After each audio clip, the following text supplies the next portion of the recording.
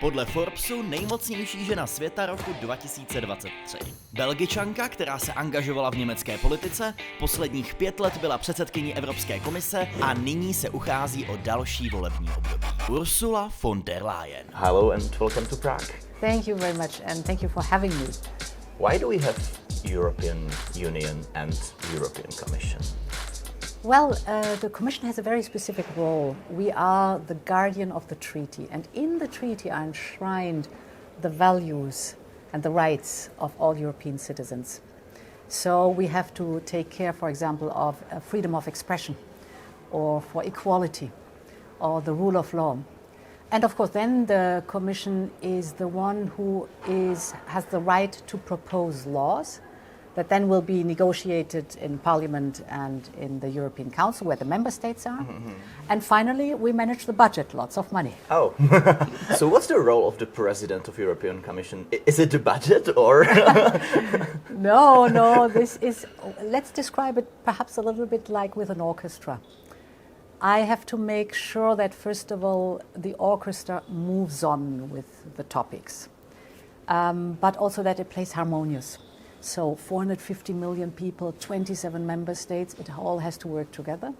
And that we set the right tone. For example, that we have the right topics that we are working on, the right laws that we are proposing. That is my role, to orchestrate all this in this orchestra. And then, of course, I represent the European Commission in international fora like the United Nations or the G7. So lots of good work. Yeah, that sounds like a lot of work. How does the typical day of yours look like? Well, there is no typical day. It starts, of course, early in the morning. Sometimes there's work to do in the Commission, for example, when the College of Commissioner meets and we decide on the laws.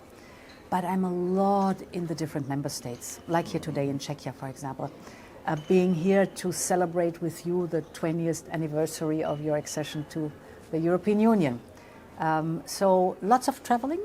But it's wonderful to also see the diversity and the beauty of the European Union.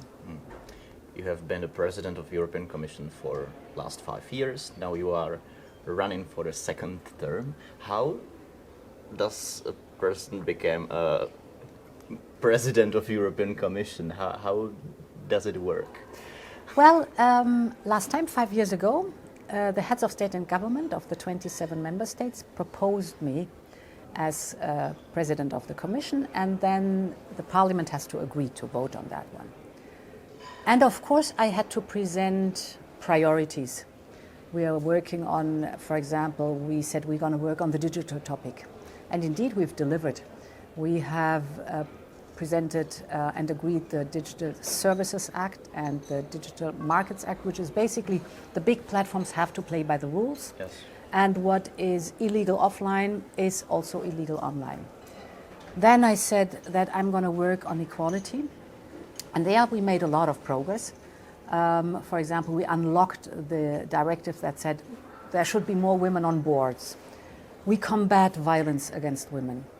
We have the very first LGBTIQ strategy for the European Union, or an anti-racism action plan. These are typical topics.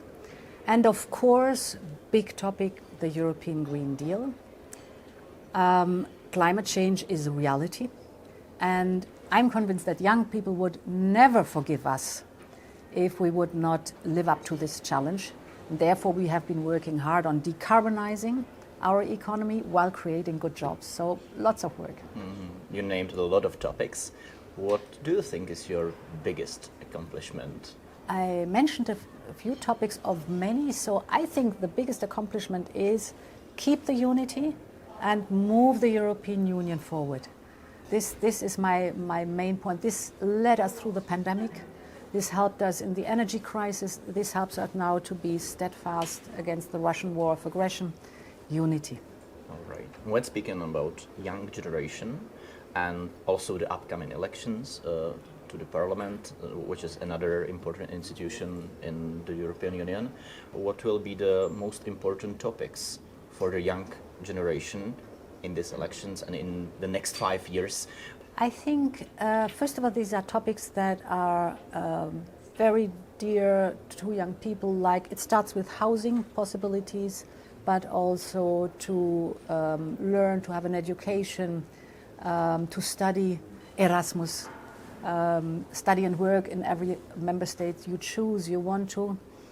But of course also the big topics, fighting climate change, for example, or organizing the digital world. So these are important topics. But overarching is the question, is our democracy strong? Our democracy is being attacked from outside. We see Russia's war, but also from inside. These are the proxies of Putin that try to destroy the European Union. So my plea to the young people is democracy is about having a choice. Do not let others make a choice for you. Go vote because your vote matters. That's the most important.